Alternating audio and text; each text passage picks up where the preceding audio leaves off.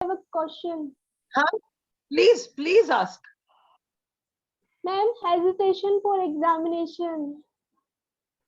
हाँ, क्या पूछना क्या है शिवानी? मतलब हेजिटेशन होता है, मतलब एग्जामिनेशन जैसे जैसे पास आता है ना, हमें सब कुछ लर्न होता है, उसके हाँ बाद भी हमें ना मतलब एग्जामिनेशन में पता नहीं ऐसा क्या होता है जो फिर सब भूल जाते हैं, फिर बोलते हैं इतने कम नंबर आए। हाँ, तो तुम्हारा क्वेश्चन ये है कि तुम पढ़ती हो अच्छे से, सब याद करती हो, तुम्हें सब कुछ आता होता है, यस पर जब मैम। एग्जाम पेपर देने जाती हो उस समय पर दिमाग से सब धुल जाता है, और जब पेपर दे के वापस आती हो तो तुम्हें लगता है अरे मुझे तो सब आता होता था, आ रहा था। Yes yes ma'am. यही होता है। मैंने एक बार नहीं, कई बार इस चीज को टैपिंग के वक्त लिया। प्लीज म्यूट करो, म्यूट करो शिवानी, लिसन, बट या तो बैकग्राउंड नॉइस को म्यूट कर दो। लिसन, मैंने इस चीज को कई बार टैपिंग के दौरान लिया है। अंडरस्टूड? हाँ, ये सच है कि तुमने सब कुछ पढ़ रखा है। और मैं एक बात बताऊं तुम्हें, तुम्हें लगता है, तुम्हें नहीं, सबको लगता है कि हम बाहर से पढ़ते हैं तब जाके हमारे अंदर वो नॉलेज अंदर घुसती है। This is what you think, कि हम पहले पढ़ते हैं, जो हम पढ़ते हैं वो हमारे अंदर भर कर जाता है, वही नॉलेज है हमारे पास और वही एग्जाम में काम आता है, ऐसा हम सब सोचते हैं। बट अगर तुम थोड़ा सा तुम्हारे क्लास में ही वापस जाओ, जहां मैं तुम्हारे स्पोकन इंग्लिश स्किल्स की बात करती हूँ, वहां मैं एक चीज बार बार तुम लोगों को समझाती हूँ जो पता नहीं दिमाग में तुम लोगों के बैठता नहीं है। एंड ये चीज मैं नहीं कह रही हूँ, ये दुनिया की फिलोसफी सारी कहती है, फिलोसोफर सारे कहते हैं, और अब तो लिंग्विस्ट्स इस बात को मानने लगे हैं। एक नहीं, बहुत सारे लिंग्विस्ट्स यानी भाषा को लेकर जो विद्वान है, scientist who deal with language, कहते हैं कि, और ये साइंटिस्ट के साथ भी शुरू नहीं हुआ, ये स्टार्ट हुआ है अफलातून वेस्ट में। इंडिया में तो ये चीज बहुत पुरानी बात है। वेस्ट में प्लेटो ने सबसे पहले ये बात कही थी कि व्यक्ति जो पैदा होता है वो भरा पूरा पैदा होता है, सब कुछ आता हुआ पैदा होता है, उसको सब कुछ आता है, उसके पास सारी लैंग्वेजेस की स्किल्स हैं, उसके पास सारे टैलेंट्स हैं, उसके पास वो सब कुछ है, वो भरा पूरा आता है। यहाँ आने के बाद अब कुछ चीजें उसके अंदर एक्टिवेट होनी है, और वो कैसे एक्टिवेट होती हैं? हम किसी भाषा को रेगुलरली सुनते हैं। भाई, जो बच्चा चाइना में पैदा होता है वो चाइनीज बोलना सीखता है, जो बच्चा भारत में पैदा होता है वो हिंदी बोलना सीखता है, जो बच्चा फ्रांस में पैदा होता है वो फ्रेंच बोलना सीखता है, क्योंकि वो जिसको हम लैंग्वेज कहते हैं। और मैं तुम्हें लैंग्वेज का एग्जाम्पल देके नॉलेज पर आऊंगी, थोड़ा पेशेंस रखो। एक हारमोनियम है, उस हारमोनियम में क्या केवल हिंदी गाने बजेंगे? ऐसा कहीं लिखा है कि हारमोनियम में केवल हिंदी गाने बजेंगे?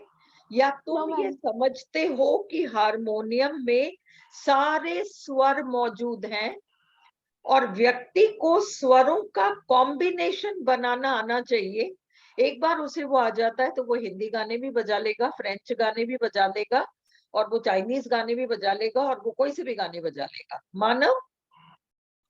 बट हारमोनियम में हमें वो कॉम्बिनेशन बनाना सीखना पड़ता है। लैंग्वेज में क्या होता है, मैं लैंग्वेज का एग्जांपल देके नॉलेज पे आऊंगी और फिर तुम्हें बताऊंगी कि तुम क्यों भूल जाती हो।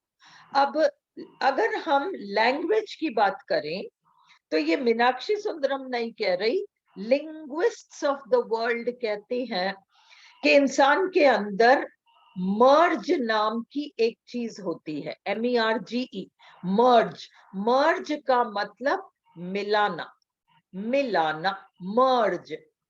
ये हमारे अंदर होती है, एक छोटी सी चीज है, it's part of the mind. ये सिस्टम है। जैसे वॉशिंग मशीन खरीदती हो, एक होता है सेमी ऑटोमेटिक और एक होता है फुली ऑटोमेटिक। तो जानवर जो है वो सेमी ऑटोमेटिक मशीनों की तरह है, आवाजें जरूर निकालते हैं, परंतु वे बोल नहीं पाते, वो कंबाइन नहीं कर पाते साउंड्स को, इसलिए वो आधे अधूरे से रह जाते हैं। और इंसान क्या करता है, इंसान भी जानवर ही है, और अगर उसके अंदर ये मर्ज नाम की चीज नहीं होती तो वो क्या करता, वो बोल नहीं पाता, वो भाषा नहीं बोल पाता, वो साउंड्स निकालता है, भाषा नहीं बोल पाता। आप रेगुलरली किसी लैंग्वेज को सुनते रहते हो, सुनते रहते हो, सुनते रहते हो, और केवल सुन रहे हो, आप बोल ही नहीं रहे, आप सुनते हो, तो आपके अंदर वो साउंड्स एक्टिवेट हो जाती है, हारमोनियम के वो स्वर एक्टिवेट हो गए। अब मर्ज क्या करेगा, उनको कंबाइन कर देगा। कुछ समय में क्या होगा, आप भाषा बोलने लगोगे। और मैंने आपको कई बार क्लास में ये चीज कहा है कि आप 90 डेज शीशे के सामने खड़े होकर इंग्लिश लैंग्वेज का कोई भी सम पेज समथिंग रेगुलरली उसको लाउड रीड करो, शीशे के सामने खड़े होकर लाउड रीड करो, उन साउंड्स को तुम्हारे अंदर एक्टिवेट होने दो, तुम्हारे अंदर का वो मर्ज अपने आप ही उस भाषा को निकाल देगा। क्या होता है उन इंडियंस का जो यहाँ से कनाडा जाके सेटल होते हैं, या अमेरिका जाके सेटल होते हैं, या यूके जाके सेटल होते हैं, जिनको यहाँ अंग्रेजी आती नहीं होती, वहां जाके क्या हो जाता है, उनके अंदर कुछ नहीं होता, वो हैबिचुअली चारों तरफ वही भाषा सुनते रहते हैं, सुनते रहते हैं, सुनते रहते हैं, उनके अंदर वो साउंड्स एक्टिवेट हो जाती हैं, उनके अंदर वो मर्ज नाम का जो सिस्टम है उसको कंबाइन कर देता है, और देखते देखते व्यक्ति भाषा बोलता है। This is how we learn a language. और मैं तुम्हें बताऊं, Talwandi Kota, not Talwandi, blood bank road Kota में एक लड़का है जिसने ठान लिया कि मैं बोलूंगा, मुझे इंग्लिश नहीं आती, बिल्कुल शुद्ध हाड़ौती लड़का है वो, मैं बोलूंगा। उसने 17 languages with in a very short span of time, 2 साल के अंदर उसने 17 भाषाएं सीख ली।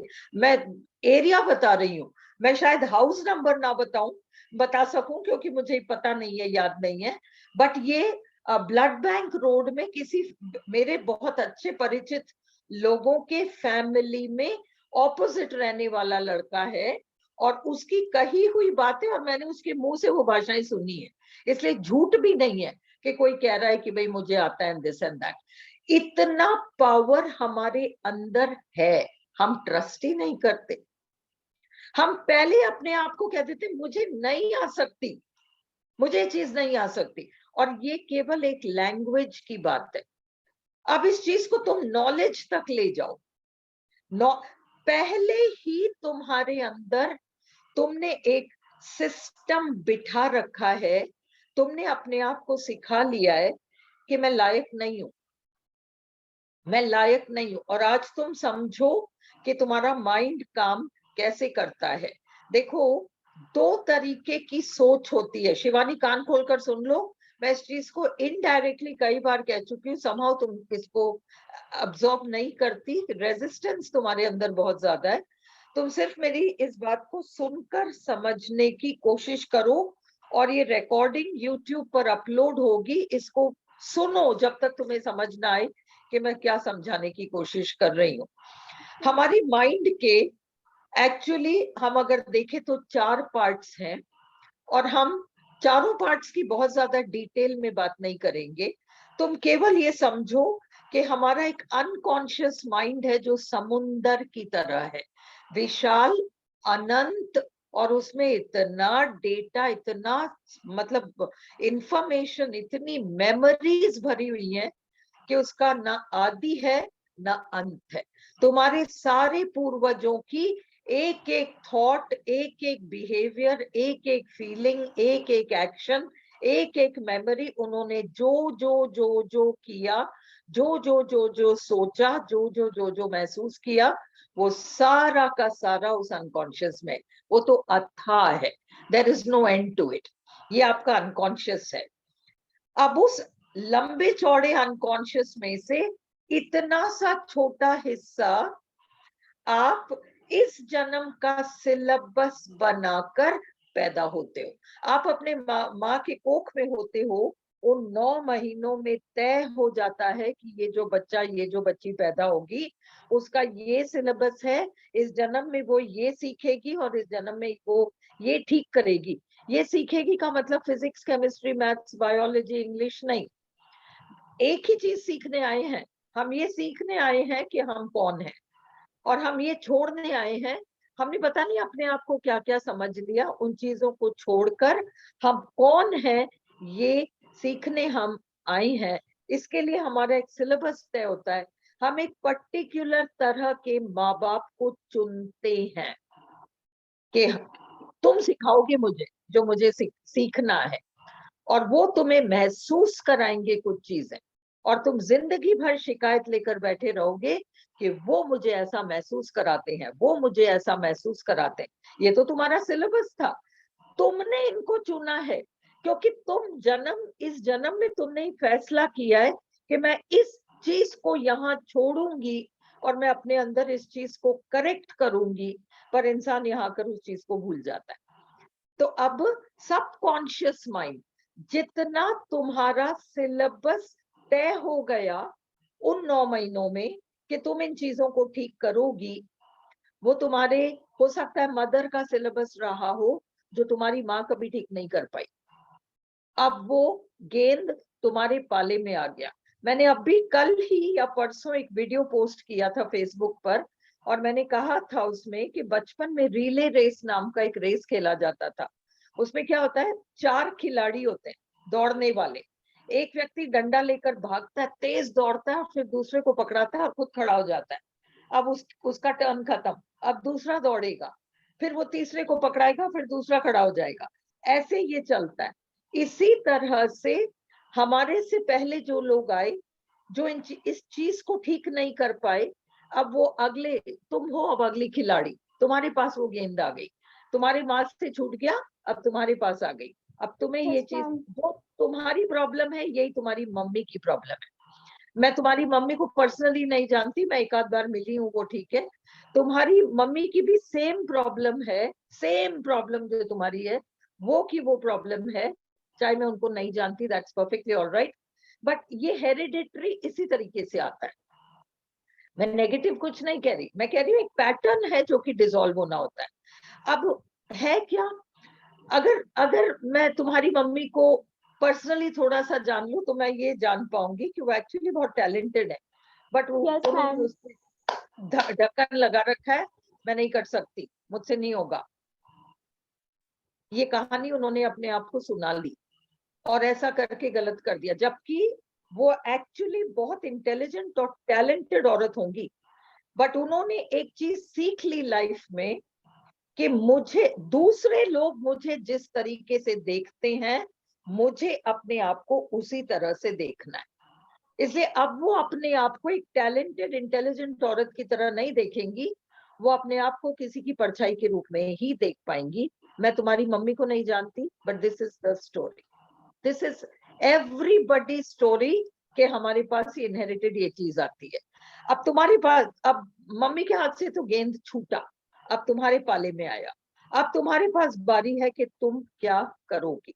तुम्हारे पास 2 चॉइस है ना। अब ये सबकॉन्शियस हो गया, पहले तो मैं वो समझाऊं कि मैं जो समझाने चली थी। तो अनकॉन्शियस तो पूरा अथाह है, उसमें से अब जैसे तुम जिस दिन पहली बार तुमने स्कूल में कदम रखा, नर्सरी में, तब से लेकर क्लास 12 तक का तुम्हारा पूरा सिलेबस एक साथ तो तुम नहीं पढ़ सकती थी ना, क्लास नहीं बाय मैम। क्लास ही पढ़ सकती थी। उसी यस मैम। तरीके से उसी तरीके से हर जन्म में हम एक क्लास पूरा करते हैं। इस क्लास में ये पढ़ना है, इस क्लास में ये पढ़ना है, अगले क्लास में वो पढ़ना है, ऐसे चलता है। तो ये जो सिलेबस इस जन्म का है, वो तुम्हारा सबकॉन्शियस माइंड उसको रखेगा। सबकॉन्शियस माइंड में बहुत पावर है, पॉजिटिव भी बहुत सारा है, बहुत बहुत बहुत बहुत सारा है। और ये जो सिलेबस बनकर अभी सुधार कार्य का वो एरिया है, वो भी सबकॉन्शियस है। ये है। तीसरा तुम्हारा माइंड है, तुम्हारा कॉन्शियस माइंड, जो तुम हो आज, मतलब जैसा भी तुम चला कर सोचती हो, तुम अनजाने में जो सोचती हो वो सबकॉन्शियस माइंड है। तुम चला कर जो सोचती हो वो कॉन्शियस माइंड है। अनजाने में तुम सोचती हो कि मैं लायक नहीं हूँ, मैं कुछ नहीं कर सकती, मतलब मेरे को ये लोग ऐसा समझते हैं, यही मेरी सच्चाई है। ये अनकॉन्शियसली तुम सोचती हो, मतलब सबकॉन्शियसली सोचती हो। कॉन्शियसली तुम्हें पता है कि नहीं, ये मेरी सच्चाई नहीं है, मैं होशियार हूँ, मैं बहुत काबिल हूँ और मैं सब कुछ कर सकती हूँ और मैं जीत के बता सकती हूँ। ये तुम्हारा कॉन्शियस माइंड है। और इसके भी ऊपर फिर सुपर कॉन्शियस है, जिसको हम ईश्वर कहते हैं। ये माइंड के 4 हिस्से हैं। अनकॉन्शियस, जो कि हमको देखने की जरूरत नहीं है, उसका सिलेबस ऑलरेडी सबकॉन्शियस हो चुका है। सबकॉन्शियस, कॉन्शियस, ये 2 से हमें इस जन्म में मतलब है। अभी अभी इस वक्त हमें मतलब है। तुम्हारे अंदर एक द्वंद्व चल रहा है, एक लड़ाई चल रही है। तुम्हारे ही अंदर नहीं, सभी के अंदर ये होता है। एक पार्ट ऑफ द माइंड अपने आप को देख रहा है, जैसे कॉन्फ्लिक्ट चलता रहता है माइंड में। बस ये कॉन्फ्लिक्ट ही तुम्हारा। तो अब मैं बताती हूँ कि तुम्हारा कॉन्फ्लिक्ट क्या है, ध्यान से सुनो। ये जो हमारा सबकॉन्शियस माइंड है और हमारा कॉन्शियस माइंड है, इन दोनों का, ये दोनों एक ही माइंड का पार्ट है। हमारे एक माइंड के 4 पार्ट समझ लो, unconscious, subconscious, conscious, super conscious. Super conscious ईश्वर है, कॉन्शियस तुम खुद हो, सबकॉन्शियस वो है जो तुम्हारा हर काम करेगा, वो बहुत पावरफुल है। और लास्ट है वो अनकॉन्शियस। ये 4 पार्ट्स हैं। सबकॉन्शियस और कॉन्शियस, ये 2 पार्ट्स हैं तुम्हारे माइंड के। कॉन्शियस तुम हो, सबकॉन्शियस वो है जो तुम्हारा नौकर है, सब कुछ करेगा, उसको नौकर मान लो। तुम अलादीन का वो जीनी मान लो, कुछ भी, वो सब कुछ लाके तुम्हें दे सकता है, सब कुछ लाकर दे सकता है, पर तुम उसको हुक्म गलत दे रही हो, तुम्हारी गलती। अब ये दोनों माइंड्स काम कैसे करते हैं समझो, अच्छी तरह समझो। सबकॉन्शियस माइंड हमारा डिडक्टिव माइंड होता है और हमारा कॉन्शियस माइंड इंडक्टिव होता है। क्या होता है इंडक्टिव और क्या होता है डिडक्टिव? अब समझो, मैं पागल हूं सपोज, हाँ, एक बार सबकॉन्शियस इस चीज को पकड़ ले, मैं पागल हूं, उसने उस चीज को पकड़ ली। अब वो डिड्यूस करेगा, अच्छा पागल है तो उसको फिर ऐसी ऐसी हरकतें करनी चाहिए, उसको ऐसी ऐसी बातें करनी चाहिए, उसको ऐसा ऐसा बिहेवियर करना चाहिए, उसकी ऐसी ऐसी हालत होनी चाहिए, उसकी ऐसी ऐसी सोच होनी चाहिए। सबकॉन्शियस तुमसे वो सब करा देगा, तुम्हें तो पता भी नहीं चलेगा। क्यों? केवल इसलिए कि उसने एक बात पकड़ ली, मैं पागल हूं। तुमने मैं तुम्हारी बात नहीं कर रही हूं, मैं जनरल बात कह रही हूँ। तो तुमने उस फीलिंग को इतना लगातार महसूस किया है, सबकॉन्शियस ने उस फीलिंग को पकड़ा, मैं पागल हूं। तुम्हारी बात नहीं कर रही हूं, मैं एक एग्जांपल दे रही हूँ। अब मैं पागल हूं का वो तोड़ सबकॉन्शियस करेगा। पागल क्या क्या करता है, ऐसा करता है, वैसा करता है, ऐसा सोचता है, ऐसा बिहेव करता है, ऑल दीज थिंग्स, और वो सब कुछ तुमसे करवाएगा। अगर तुम सोचो कि नहीं मैं लायक नहीं हूं, मैं डफर हूं, मैं कुछ भी, कोई भी कुछ भी सोचता हो, उस बात को सबकॉन्शियस ने उस बात को पकड़ा है। अब वो क्या करेगा, तुम एग्जाम में जाओगी, भूल जाओगी, तुम सब कुछ पढ़ोगी, सब कुछ याद करोगी, पर जब परफॉर्म करने की बारी आएगी तो वो धुल जाएगा। क्यों? क्योंकि उसने पकड़ रखा है, मैं नहीं पा सकती, मैं लायक नहीं हूं। किसने सिखाया तुमको? तुम्हारे आसपास के लोगों ने महसूस कराया और तुमने तथास्तु कर लिया, तथास्तु, बस। अब तथास्तु करते ही सबकॉन्शियस ने पकड़ लिया। अब तुम कितनी ही इंटेलिजेंट हो, तुम कितनी ही ब्रिलियंट हो, तुम एग्जाम में जाओगी, तुम भूल जाओगी। जब तुम्हें पढ़ना पड़ेगा, मेहनत करके पढ़नी पड़ेगी, तो तुम्हारा सिर दुखेगा।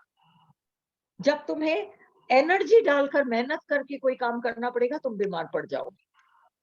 क्योंकि एंड रिजल्ट सबकॉन्शियस देगा। किस बात का देगा? मैं लायक नहीं हूं, मुझे नहीं मिल सकता, जो दूसरों ने महसूस कराया, तुमने उसको तथास्तु किया है। अब तुम्हारा सबकॉन्शियस तुम्हें, तुम्हारी तबीयत भी बिगाड़ना जानता है, तुमको हॉस्पिटल में भर्ती कराना भी जानता है, तुम्हारे आसपास माहौल बिगाड़ना जानता है, वो सब कुछ है। सबकॉन्शियस माइंड सब कुछ है। तुम्हारा जो एक फीलिंग है उसको मैच करती हुई सारी चीजें सबकॉन्शियस लाएगा। उस एक फीलिंग से रिलेटेड, जैसे एक मकान है, ये मकान है ना, ये मकान है। अब ये मकान है तो फिर सबकॉन्शियस के लिए ओके मकान है तो उसमें कमरे होंगे, कमरे होंगी तो उसमें खिड़कियां होंगी, खिड़कियां होंगी तो उसमें वो चिकटनियां होंगी। ये सारा कंक्लूजन सबकॉन्शियस माइंड निकालता है। एक फीलिंग को वो तोड़कर बारीकी तक ले जाएगा, ये सबकॉन्शियस है। ये डिडक्टिव थिंकिंग है। और इंडक्टिव थिंकिंग क्या है? इंडक्टिव इसका ऑपोजिट है। अच्छा, मैं भूल जाती हूँ, ओके, फिर अगला, मैं काम अपना टाइम पे पूरा नहीं कर पाती, ओके, मैं बहुत लापरवाह भी हूँ। मतलब 1+1+1+1+1 5 होता है, ये इंडक्टिव माइंड है। और डिडक्टिव माइंड करता है 5 को पकड़ लेता है और फिर वो धीरे धीरे 5 से 0 तक तुम्हें उतार के ले आएगा और तुम्हें पता भी नहीं चलेगा।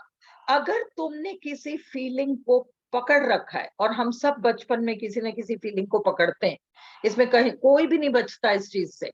किसी ना किसी फीलिंग को हम, क्योंकि हम ठीक ही है करने आते हैं, हम इसी चीज को यहाँ ठीक करने आते हैं, अपने बारे में फीलिंग। अहम ब्रह्मास्मि, you have to understand this. अहम ब्रह्मास्मि के अलावा अगर तुमने कुछ और पाल रखा है तो वो तो इस यहाँ पर आकर, धरती पर आकर ठीक करना पड़ेगा। इसीलिए बाइबल भी कहता है I am that I am, और तत्त्वम असि, अहम ब्रह्मास्मि, ये हिंदुइज्म में है। एंड आप इसी चीज को ठीक करने आए हो। आप हो उसी ईश्वर का अंश। ऐसा कुछ नहीं है जो तुम नहीं कर सकते। तुम इस एग्जाम को 100% क्लियर कर सकते हो, पर अगर तुम्हारे मन में अपने माँ बाप या किसी के भी खिलाफ गुस्सा रहा, वो मुझे ऐसा महसूस कराते हैं, वो मुझे ऐसा, वो ऐसा कहते हैं, बार बार मुझे नीचा, तुम्हारे माँ बाप नहीं, मैं जनरल सभी लोगों की कह रही हूँ, ये सिर्फ XYZ के बारे में नहीं है, हर मनुष्य की एक कहानी है। मेरे माँ बाप मुझे ऐसा महसूस कराते हैं, मुझे नीचा दिखाते, वो मुझे कुछ भी नहीं समझते, वो मुझे फील कराते हैं कि मैं गुड फॉर नथिंग हूँ, मैं नालायक हूँ। ये गुस्सा जो पला हुआ है, यही है वो नेगेटिव एनर्जी, जिसका यूज सबकॉन्शियस माइंड किए बगैर नहीं रह सकता। क्यों? क्योंकि वो तुम्हारा गुलाम है, तुमने भर रखी है ये सारी चीजें, तुम छोड़ने को तैयार नहीं हो इन चीजों को। इसलिए वो तुम्हारा वो ऐसा पक्का गुलाम है कि तुम 100 बार ट्राई करो, मैं इसको छोड़ दूं, मैं इसको छोड़ दूं, मैं उसको छोड़ दूं, नहीं, मेरे मालिक ने मुझे ये पकड़ाया है, मैं इतनी आसानी से तो नहीं छोड़ू।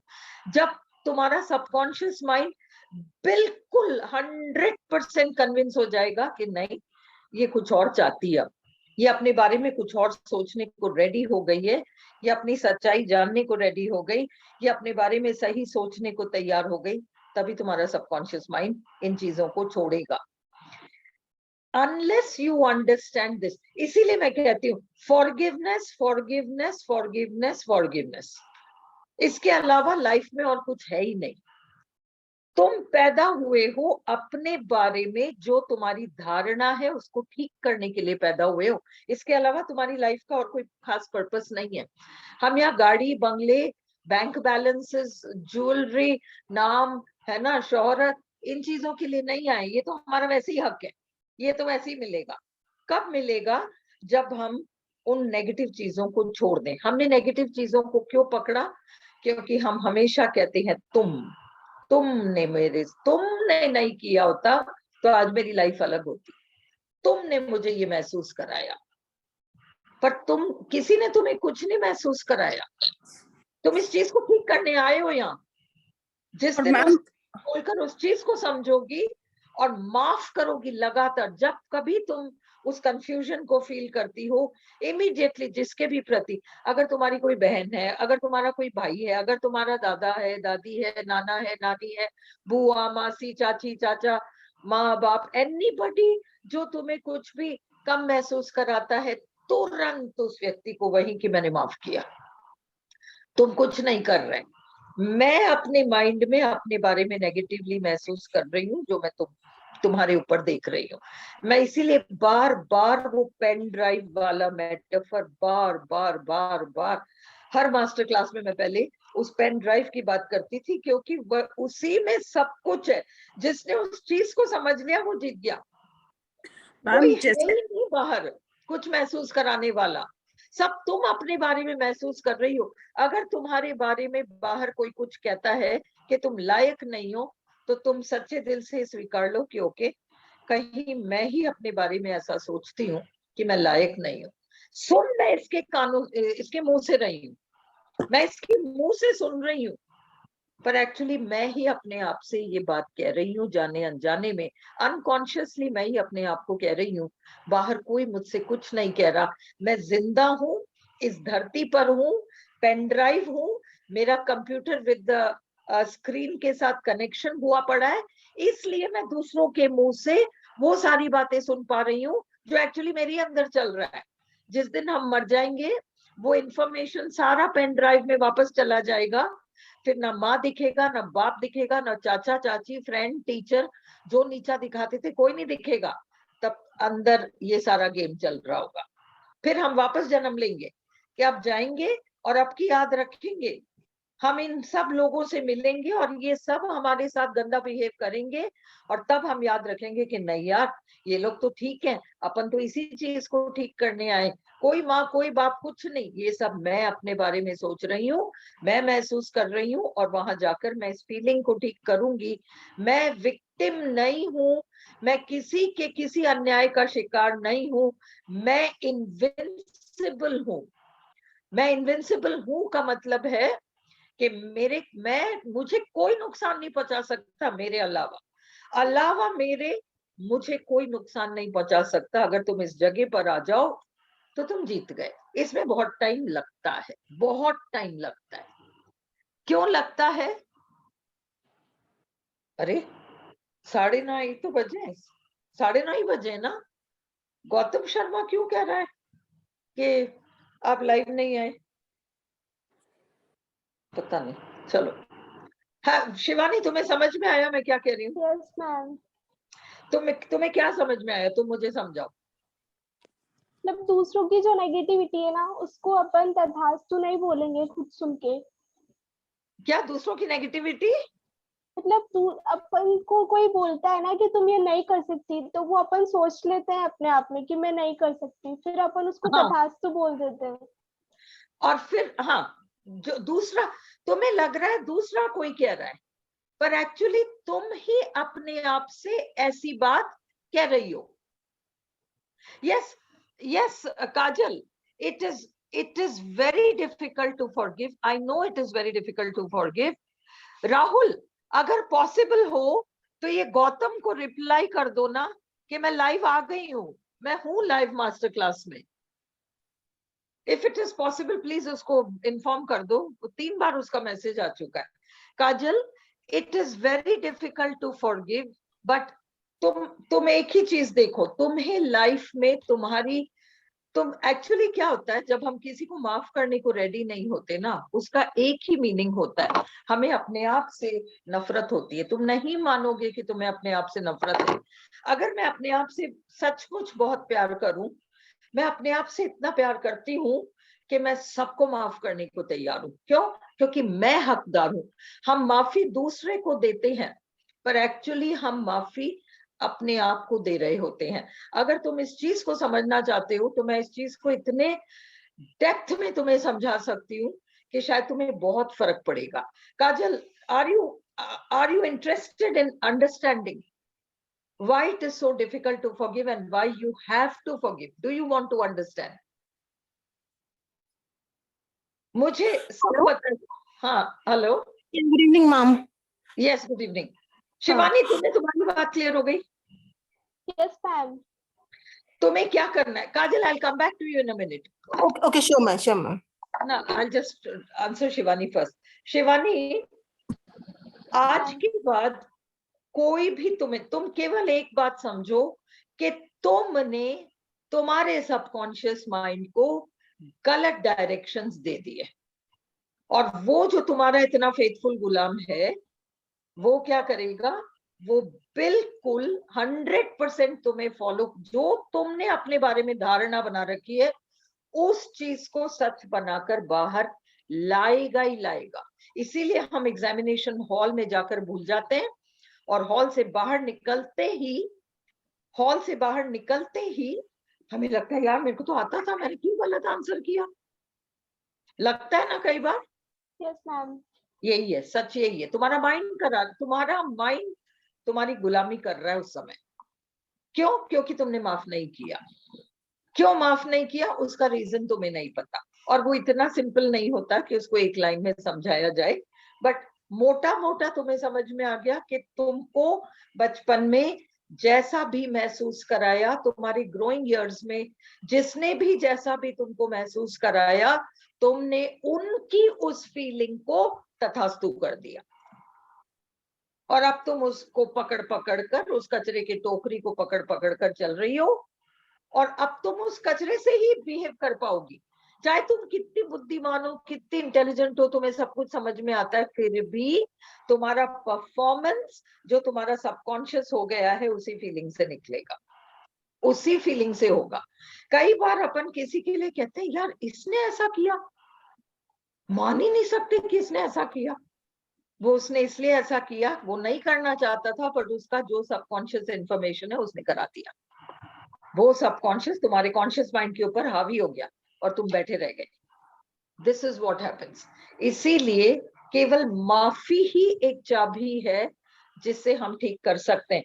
और शिवानी, अब मैं जो इसको काजल को समझा रही हूँ, तुम समझना चाहो तो समझो। आज मैं एक्चुअली कुछ समझाना चाह रही थी। मेरे पास एक वो क्या है, पेन टैबलेट है, मेरे को यूज करना नहीं आया एक्चुअली, बहुत टाइम से खरीदा हुआ है। उसमें मैं एक डायग्राम ड्रॉ करके एक्चुअली तुम लोगों को कुछ सिखाना चाह रही हूँ। मेरी पूरी कोशिश रहेगी अगले मास्टर क्लास में वो कराने की। उसका एक्चुअली एक ड्राइवर डाउनलोड होना है, वो मेरे से हो नहीं रहा, और उस पे वेबसाइट पे जा रही हूँ तो कोई प्रॉब्लम है वहां। बट मैं कंपनी फोन करके डेफिनेटली कैसे इसको एक्टिवेट करना है मैं एक आध दिन में पूछ लूंगी। नेक्स्ट संडे मोस्ट प्रॉब्ली मैं उस स्लेट में I be able to draw and tell you. But Kajal, मैं मोटा मोटा जो समझा रही हूँ, I would like you to understand this one thing. Okay okay. तुम यूं समझो कि एक सेंटर में एक पॉइंट है, एक पॉइंट है सेंटर में बिल्कुल, और उसके आसपास वो मकड़ी के जाले की तरह ऐसे ऐसे ऐसे ऐसे ऐसे ऐसे ऐसे हजारों सर्कल्स हैं, हजारों सर्कल्स हैं, ठीक है। अब तुम उन हजारों सर्कल्स का कोई स्टार्टिंग पॉइंट होगा ना, वहां Right. से चलना शुरू करते, वहां से चलना शुरू करते, और तुम चलते रहोगे, ऑटोमेटिकली चलोगे, ऑटोमेटिकली चलते रहोगे। वो सर्कल पूरा हुआ, फिर अंदर वाले सर्कल में आए, फिर वो पूरा हुआ, फिर तीसरे सर्कल, चलता रहेगा। अंडरस्टूड? Yes. Yes, ma'am. ठीक वैसे जैसे तुम मॉल जाते हो, एस्केलेटर पे खड़े होते हो, तो तुम एस्केलेटर के नीचे वाली सीढ़ी पे पैर रखते हो, वो ऑटोमेटिकली तुम्हें ऊपर तक ले जाता है। Right. अंडरस्टूड? जो Right, ma'am. तुम्हारे पीछे खड़ा, तुम्हारे पीछे भी कोई चढ़ेगा, वो Yes. भी सारी सीढ़ियों को चढ़ेगा, उसके पीछे कोई चढ़ेगा, वो भी सारी सीढ़ियों को चढ़ेगा। Yes, ma'am. सीढ़ी को स्किप नहीं कर पाएगा, छलांग लगा के ऊपर तो नहीं जा पाएगा, No, no, no. नहीं जा पाएगा। अब कल्पना करो कि एक मंदिर है जो 1000वीं सीढ़ी पर है, इमेजिन करो। And Okay. तुम ये कल्पना करो कि सीढ़ी 1 से लेकर हम चलना शुरू कर रहे हैं, है ना? बिल्कुल वो जंगली इंसान, बिल्कुल ही जंगलाहट वाली स्थिति से वो चलना शुरू करता है। हम सब ने वहीं पर अपना सफर शुरू किया, हम सब लाइफ में मिल रहे हैं। हो सकता है हम सारे लोग जो आपस में मिल रहे हैं, कोई एक पर्टिकुलर सीढ़ी पे खड़ा है, कोई उससे ऊपर सीढ़ी पे खड़ा है, कोई उससे नीचे खड़ा है, कोई उससे नीचे खड़ा है। हमारा पति बनकर कोई आया, हम जहां खड़े थे, है ना, हम आज Yes, आगे खड़े, हमसे पीछे वाली सीढ़ी पे खड़ा है, पीछे कई सीढ़ियां नीचे। सपोज मैं 300 पे खड़ी, एंड सपोज मैं कहती हूँ कि मेरा हस्बैंड 175वें वाली सीढ़ी में खड़ा है, और उसने मेरे साथ ऐसा किया, वैसा किया, वैसा किया, वैसा किया, वैसा किया, मैं तो माफ ही नहीं करूं, मैं इसको जाने नहीं दूं। मैंने हस्बैंड का एग्जाम्पल दिया, giving an example. It could be a boss, it could be a colleague, it could be anybody, जो भी हमारी लाइफ में हमसे टकराया हो, जिससे हम बहुत नाराज हैं, हम उन्हें माफ नहीं कर सकते, हम 300वीं सीढ़ी पे खड़े हैं और वो व्यक्ति जो हमसे टकराया वो 175 पे खड़ा है। बट एक याद रखो, हम 300वीं सीढ़ी पर छलांग लगाकर नहीं आए, हम 175 को क्रॉस करके आए हैं। हम जी 175 को क्रॉस करके आए हैं। हमने हर वो चीज की है, हर वो चीज की है जो आज हमारे साथ कोई कर पा रहा है, हर चीज की है। तो हम सजा नहीं पा रहे, हम सजा नहीं पा रहे। ये थ्योरी ऑफ कर्मा बहुत बकवास है, इसका जिस तरीके से भी लोगों ने इंटरप्रेट किया कंप्लीट नॉनसेंस है। Please please understand this. अब ये 300वीं सीढ़ी है, ऊपर 450वीं सीढ़ी है, ये 175 पे व्यक्ति, हम 300 पे खड़े हैं। पर 300 पे खड़े हैं का कुछ मतलब होता है। हम तो लाइफ में जाने कितने एक्शंस करते हैं, है ना, कितने कई जगहों पे हम 100% पास होते हैं, कुछ एक जगह आके हम फेल हो जाते हैं, ये सब चलता है ना। अब ये चक्रव्यूह है, ये circle circle circle circle circle, escalator की वो सारी सीढ़ियां जहां हम छलांग नहीं लगा पा रहे, वो उन सर्कल्स की तरह है जिससे हम बच नहीं पाए। हम यहाँ तक आ गए, पर एक जन्म ऐसा आता है जब व्यक्ति जग के बैठ जाता है और इस बात को समझ जाता है कि अच्छा, मतलब ये सारे लोग जो मुझे अभी मिले हैं, ये इसलिए मिले हैं, मतलब टेढ़े टेढ़े लोग जो मेरे को लाइफ में मिले हैं, ये इसलिए मिले हैं ताकि मैं इन्हें माफ कर दूं। इन्हें क्यों माफ करूं? इन्होंने तो मेरे साथ इतना बुरा किया, मैं क्यों माफ करूं? इसलिए माफ करो राइट कि तुम ये सब कुछ किसी और के साथ, उस व्यक्ति के साथ नहीं, किसी और के साथ करके आए हो, और तुम अपने आप को माफ नहीं कर पा रहे, तुम्हें पता ही नहीं है, तुम नहीं माफ कर पा रहे, तुम नहीं माफ कर पाए, इसलिए वो व्यक्ति तुम्हारे साथ आकर टकराया, क्योंकि तुम माफ नहीं कर पाए। अगर जिस समय तुमसे वो गलती हुई उसी समय तुम्हें एहसास हो जाता, इसीलिए हम हर टैपिंग में कहते हैं I forgive my self, I forgive my parents, I forgive my relatives, क्योंकि उन सबका वो एंसेस्ट्रल मेमोरी हमारे साथ बंधा हुआ है। सबको जाने देता हूँ, सबको छोड़ता हूँ, माफी के अलावा कुछ है ही नहीं। हमारा जीवन का पर्पस वो माफी है। जितने लोग, किसी ने हमारे साथ चोरी करी, किसी ने हमारे को धोखा दिया, किसी ने हड़प ली हमारी संपत्ति, इतनी बड़ी बड़ी चीजें होती है जो हम माफ नहीं कर पाते। कोई हस्बैंड बन के आता है, पता नहीं क्या क्या हमारे साथ करता है, कोई वाइफ बन के आती है, जाने क्या क्या करती है, कोई औलाद बन के आती है और माँ बाप को ठुकरा देती है, कोई माँ बाप बन के आते हैं और बच्चे को फेंक देते हैं कि तो लावारिस है, ये नाजायज है, ये लड़की है, ये फलाना, आई डोंट वांट इट। ये सब कुछ हम करके आए हैं, हम सब कुछ करके आए हैं, पर हम उस चीज को देखना नहीं चाहते, हम नहीं मानना चाहते कि नहीं, बिल्कुल संभव है कि मैंने भी ऐसा कभी किया हो। नहीं, हमारे ईगो कहेगा हट, मैं तो इतनी शरीफ, मैं ये, मैं वो, मैं ऐसी, मैंने ये किया होगा, व्हाट नॉनसेंस, मैं नहीं माफ कर सकती। और अब जब हम कहते हैं कि मैं नहीं माफ कर सकती, तो तुमने अपने अंदर के उस फाइल एंड फोल्डर को मुझे रखना है, तुमने रख लिया। अब ये और बड़ा लेसन बनकर अगली बार आएगा, इससे भी बड़ा लेसन। जब हम किसी क्लास में फेल हो जाते हैं तो क्या होता है, पिछला क्लास का भी बैक आया है हमारे, पिछले क्लास का भी पास करो और इस क्लास का भी पास करो, होता है या नहीं होता? This is life. And right ma'am understand one thing, ऐसा नहीं है कि हर चीज हम यहाँ करके आए। कई चीजें क्या, जिस जन्म में हमारा जगना लिखा रहता है कि हम जगेंगे, इस जन्म में हम सीखेंगे, हम जगेंगे, उस जन्म में क्या होता है, आगे की वो जो सर्कल्स हैं तुम उनमें छलांग लगा लोगे। तुम्हारे सामने कोई अनुभव बनकर आएगा जो हो सकता है तुमने पास्ट में ना किया हो, पर तुम भविष्य में संभव करोगे। अगर इस जन्म में तुमने उस व्यक्ति को माफ कर दिया तो तुमने तो उतने जन्म के छलांग लगा लिए, वो अनुभव आएंगे ही नहीं बीच वाले। तुम डायरेक्ट इस सर्कल नंबर मे बी 700 से तुम 500 पे पहुंच गए, तुम बीच के 200 सर्कल्स को पार कर गए, इतना डबल प्रमोशन हो गया क्योंकि तुम माफ कर पाए। ये हमारा ईगो है कि नहीं मुझे क्या पता, देखो किसी को नहीं पता, मुझे नहीं पता, ऊपर वाला उतर कर किसी को बताए तो बात और है। कोई भी नहीं बता सकता कि तुम करके आए हो या तुम आगे करने वाले हो, इसीलिए तुम पाओगे।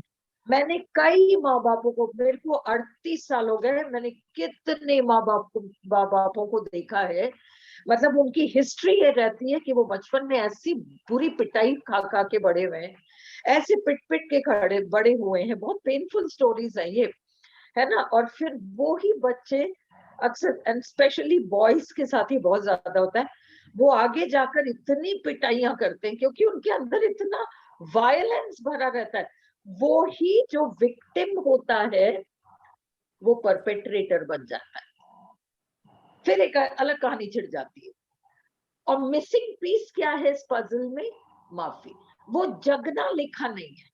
अगर इंसान जग जाए और माफ कर पाए तो वो आगे की कई स्थितियों को कैंसिल आउट कर लेता है, पर हम उस चीज में विश्वास नहीं करते। हमको तो अभी जो हुआ उसका हिसाब चाहिए। तूने किया तो कैसे किया और तुझे क्यों जाने दूं? जब मुझे इतना दर्द मिला तो मैं कैसे जाने दूं? उस समय हमको सोचना चाहिए कि संभवतः हम ये करके आए और हमने किसी को इतना दर्द दिया। हमको कोई कर्म फल नहीं भोगना है, हमें केवल माफी, अपने आप को माफी देना है। आप बिना किसी चीज को भोगे तो क्या हर रेप हर मर्डर हमारे साथ होगा?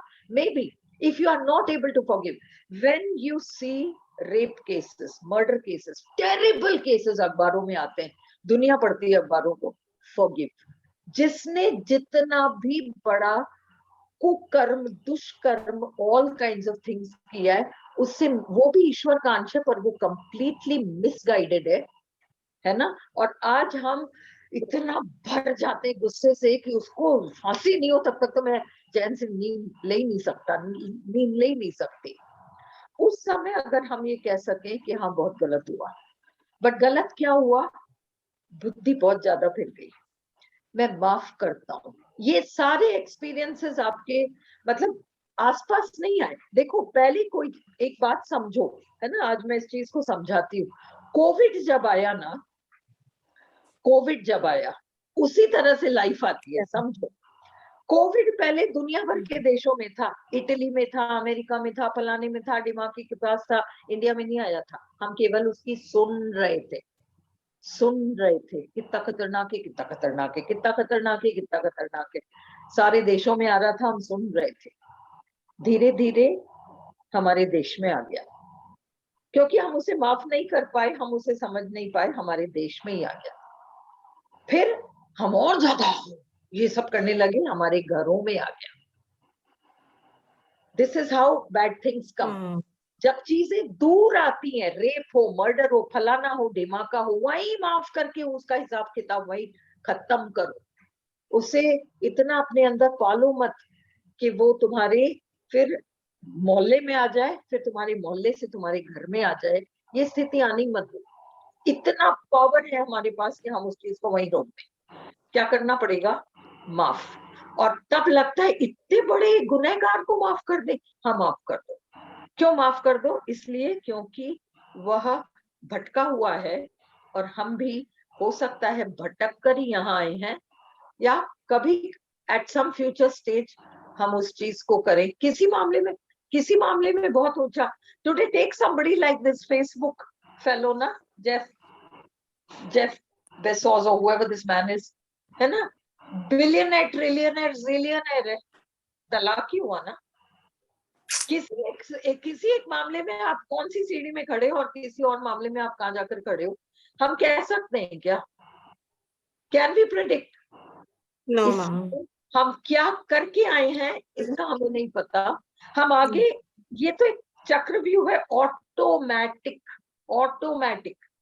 कोई भी व्यक्ति कुछ ऐसा नहीं कर रहा जो आप और हमारे करने की संभावना ना हो। ये ईगो है, सोचना कि नहीं मैं तो ऐसा कभी कर ही नहीं सकता। ये ईगो है। आप ये सब कुछ करके आए हो, या आप आगे ये सब कुछ बिल्कुल कर सकते हो और आपकी थाली में वो परोसा जाएगा। इससे पहले कि वो आपकी थाली में परोसा जाए, उसको वही माफ करके भेज दो। अगर हम इतनी ह्यूमिलिटी रख सकते हैं तो हम गेम ऑफ लाइफ को जीत पाते हैं। This is the whole secret of life. Forgiveness is the secret of life. हाँ, बहुत कठिन है। किसी ने हमारा इतना दिल दुखाया, आज हम अपनी लाइफ को देखते हैं, ऐसा लगता है जैसे पूरी इमारत ढह गई इस एक व्यक्ति के कारण। हम ये इमारत ढह गई, नहीं तो मेरी लाइफ क्या होती। जब वो फीलिंग आए, उस समय पर बहुत सच्चे मन से उस व्यक्ति को अपने मन की आंखों के सामने लाओ, अपने हथेली को आगे करो, उसको एक छोटे से बच्चे की तरह देखो और ये सोचो कि हर चीज जो इसने किया है, या तो मैं करके आया हूं, या कहीं आगे मेरी भी बारी आएगी, मैं इसको यही जाने देती हूँ। बहुत मुश्किल है। You'll have to, आप जिसको भी अपना इष्ट मानते हो, किसी को भी, मैं तो कहती हूँ ये 4 फ्रेजेस आप चैंट करो। I am sorry, please forgive me, I love you, thank you. इसको कॉन्स्टेंटली चैंट करो, कॉन्स्टेंटली चैंट करो, जब तक कि आपके अंदर वो नहीं आता। हाँ, बिल्कुल पूछ सकते हो जयप्रकाश, जो पूछना है बिल्कुल पूछ सकते हो। काजल, have I हाँ मैम। एक second, Kajal, have you understood something? Yes ma'am, आपसे मैं कोशिश करूंगी बिल्कुल इसी तरह से करने You की। come again next Sunday. I'll explain it in a deeper way. Okay ma'am. Because I want that you people should get clear about these things. Yes Yes, sure. Prakash, क्या पूछना है बोलो। मैम मेरी आवाज आ रही है आपको? हाँ, आ रही है, मेरे को बिल्कुल आ रही है। हाँ, मैं पूछना चाह रहा था, मेरे को ये चीज समझ में आ गई कि फॉरगिवनेस करने से मुझे जो पर्सनली फील हुआ वो ये हुआ कि जो गीता में कृष्ण ने लिखा है कि कर्म बंधन से मुक्त होने का तरीका है, शायद वो आपकी बात से कोरिलेट कर रही है। ये शायद मैं समझ पाया इस बात को कि बिल्कुल है, फॉरगिवनेस करने से आदमी का कर्म बंधन नहीं लगेगा, क्योंकि कर्म बंधन इसलिए नहीं लगेगा कि वो कर्म की गति को जान जाएगा बस। और इस वो बात को, उसको तोड़ दे, उस चक्रव्यूह को उस तोड़ चक्र दे। को तोड़ देगा, और उस चक्र को बस, तोड़ना एक कर्म बंधन से मुक्ति पाने का तरीका है। बस ये मैं समझ पाया। सुनो, या तो ऑटोमेटिक घूमते रहो, जी जी जी घूमते रहो, भव सागर में घूमते रहो, जी या फिर देखो, टीवी ऑन करते हो, एक डिफॉल्ट चैनल खुलता है, बैठ जी कर देखते रहो, कहते रहो बोरिंग है, पर देखते रहो। या फिर रिमोट उठाओ और दबाओ वो चैनल जो तुम्हें चाहिए, वो रिमोट उठाकर दबाने वाला काम फॉरगिवनेस है। अब आप क्या सही। करते हो, चैनल चेंज करते हो और अब आपकी लाइफ अलग हो जाती है। टाइम लगता है, कोई भी चीज 1 दिन में, 2 दिन में, 5 दिन में नहीं होता है। जनरली अगर हम रेगुलरली करते रहे, मेरा अनुभव रहा है लगभग 1.5 साल लगता है सारी एनर्जीज को क्लियर होने में। पर ये कंसिस्टेंट वर्क होना चाहिए। मैं 90 डेज इसलिए कहती हूँ क्योंकि जब आप 90 डेज किसी चीज को करते हो तो बहुत सारी चीजें हमारे अंदर सबकॉन्शियस हो जाती है, नई चीजें सबकॉन्शियस हो जाती है, और वो हमारे लिए बहुत जरूरी है ना। तो यस दिस इज हाउ ये कर्म बंधन तोड़ना ही, और कर्म बंधन केवल और केवल क्षमा से होता है, और कोई समझ होता है। सही क्षमा, है मैम, ये बिल्कुल। ही एक रास्ता है हमारे पास। शायद मैं सही समझ पाया इस चीज को। सही मैम, बिल्कुल और सही है। तुम्हें इसीलिए समझना पड़ेगा क्योंकि जी वो जो मैं कहती हूँ कि परात में आटा है, उसमें मसाले डाले हैं और उसी को गूंदा है और उसी की लोइयां तोड़ी हैं। एक लोई ये नहीं कह सकती कि मेरे में तो ये चीज नहीं है, वो तो केवल उस लोई में है। लोई नहीं कह सकती, सारी लोइयों में सब कुछ है। तो हमारे अंदर हर चीज की हम एंडलेस पॉसिबिलिटीज हैं। हम कल क्या करेंगे हमें खुद को नहीं पता, एंडलेस पॉसिबिलिटीज हैं हम। सही है मैम, बिल्कुल सही है। This is the thing. और इसीलिए फ्रॉम द वेरी बिगिनिंग, अगर एक फॉरगिवनेस एक एक्शन नहीं है, फॉरगिवनेस एक एटीट्यूड है, एक वे ऑफ लाइफ है। तुरंत तो हम भगवान नहीं है, हमारे साथ कोई गलत करेगा तो हम तुरंत रिएक्ट करेंगे, बिल्कुल करेंगे, नहीं तो हम भगवान बन जाएंगे। हम तो इंसान है, हमारा रिएक्शन होगा। परंतु धीरे धीरे धीरे जब आप उस चीज को इतना प्रैक्टिस करते हो तो वो आपका एक हैबिचुअल, एक एटीट्यूड हो जाता है। फिर आपका सबकॉन्शियस माइंड अपने आप ही उस चीज को साफ कर देता है। यस और मैम। इस चैंट में वो ताकत है। इस चैंट में मैंने बहुत सारी चीजें चेंज होते हुए देखी है इस चैंट की वजह से। If you practice it sincerely, somehow आप उस रास्ते पे आ जाओगे जहां आप ही अपने आप को सजा देते हो। आप ही अपने आप से हर चीज छीन कर ले जाते हो, आप ही अपने आप को कोई चीज देते हो। अगर आपने अपने आप को माफ नहीं किया, और आप अपने आप को माफ इतनी आसानी से कर नहीं पाओगे, क्योंकि हम ह्यूमन है, हम ह्यूमन हाँ है। कह देते हैं कोई बात नहीं, ऊपर से कह देते हैं कोई बात नहीं, या वो मैम, पर वो अंदर ही अंदर चलते रहता है। चलता रहता है अंदर ही अंदर। हमने ऊपर से कह दिया कोई बात नहीं, हमारे अंदर कुछ कहता है कैसे कोई बात नहीं, कैसे किया तूने ऐसा मेरे साथ, बस। और एक द्वंद्व छिड़ जाता है अंदर, और उस कॉन्फ्लिक्ट में हम पिस जाते हैं और हम अपने आप को पनिश कर लेते हैं। मैंने कितने केसेस ऐसे सेल्फ पनिशमेंट के देखे हैं, मैंने इतने इतने इतने एग्जाम्पल्स देखे, इतने तरह तरह के एग्जाम्पल्स देखे कि मैं पूरी पता नहीं कितनी किताबें लिख दूं इस चीज को लेके। मेरे पास बस वो किताब लिखने को टाइम नहीं है। अगर कुछ ऐसा होना मैं बोलूं और वो छप जाए तो बहुत ही अच्छा काम हो जाए। It's like that, forgiveness is the only की यू हैव। हम नेक्स्ट क्लास में आप इसको और डिटेल में ले जाना चाहते हो तो I will explain this even more in detail to you, how this whole thing works. And अगर समझ में आए, और ऐसा नहीं है समझ में आती हमारा माइंड बदल जाता है, ऐसा नहीं होता। होता ये है कि हम इस चीज को एक्सेप्ट करते हैं, धीरे धीरे धीरे धीरे हमारे अंदर कुछ एक्सेप्ट करता है इस चीज को, और वो जो हमारे अंदर एक्सेप्ट करता है वो पहला कदम आगे बढ़ाता है, तभी हम बढ़ पाते हैं। ये भी सच है, हमारे ईगो को ही कदम आगे बढ़ाना होता है। हमारा मैम ईगो ही रेजिस्ट करता है, और हमारा ईगो ही पहला कदम बढ़ाएगा, तभी ये चीजें ठीक होती है। बिल्कुल सही है मैम। किसी और को कुछ पूछना है, आप लोग next Sunday keep your questions ready, I will be very happy to answer, very happy to answer. Thank you ma'am. आप कोई बहुत personal one on one that I will not do, but आप ग्रुप में कुछ भी पूछना चाहो I am available. ऐसे ही संडे मास्टर क्लास में कुछ भी पूछोगे तो मैं उसका जवाब जरूर दूंगी और खुशी से दूंगी। और मैं चाहती हूँ कि आप लोग जो यंग हो इन चीजों को, and I tell you, life इतनी ब्यूटीफुल है, इतनी ब्यूटीफुल है, मेरे पास शब्द ही नहीं है इस चीज के लिए। मैंने देखा है इस चीज को कि कई बार किसी फैमिली में एक प्रॉब्लम चल रही होती है, जनरेशंस 2-3 जनरेशंस में एक प्रॉब्लम चल रही होती है, एंड इससे पहले कई बार वो जो नेक्स्ट जनरेशन है शादी हो गई, इतना मिराक्युलस मैंने देखा है कि वो वाइफ प्रेग्नेंट हो गई, किसी कारण से वो अबॉर्ट हो गया, कुछ हो गया, और सडनली ये सोचता है कि कोई बहुत बड़ी प्रॉब्लम उठकर आएगी, और वो हस्बैंड या वाइफ, मैं सीखना चाहती हूँ, मैं समझना चाहती हूँ, उस काम को शुरू कर देता है। एंड शुरू करके उस चीज को शायद वो बच्चा अगर पैदा हो जाता तो वो सारा ये हिस्ट्री ले लेता, और फिर अब वो गेंद उसके पाले में होता है। इससे पहले पता नहीं क्या जगह इस व्यक्ति के अंदर, इस लेडी के अंदर, या जो भी है, वो जो गया बच्चा वो गया, कोई बात नहीं, बट वो सारा क्लीन होके फिर the next generation comes out very clean. मैंने इतने केसेस देख लिए कि अब I know how this thing works.